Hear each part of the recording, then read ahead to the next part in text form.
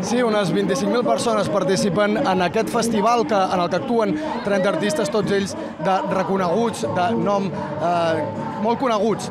Un festival que probablement deu ser únic al món perquè no es paga entrada amb diners, sinó amb aliments, i la gent s'ho ha pres en sèrio. Tothom ha arribat aquest matí amb bosses carregades de llet, d'arròs, de pasta, de llegums. L'únic que es demana és que siguin aliments que no caduquin i també que no vagin amb pots de vidre. Al Banc dels Aliments ja s'han dut 4 camions, és a dir, imagineu-vos quants d'aliments que aniran cap als que més ho necessiten. Un cop a dins, la gent es queda en banyador i cap a l'aigua per gaudir de les actuacions. Un festival que ha començat a les 11 del matí, que acabarà a les 5 de la tarda i que compta amb artistes de la talla de Rosa López, David Bustamante, Antonio Cortés, que és la primera vegada que actua a Catalunya d'ençà la presentació del seu darrer disc, o El Barrio, que retorna als escenaris 2 anys després de la seva absència. Un festival que també serveix per retre homenatge al rei de la rumba, Peret, que és fill de Mataró, a tan sols 10 quilòmetres d'aquí.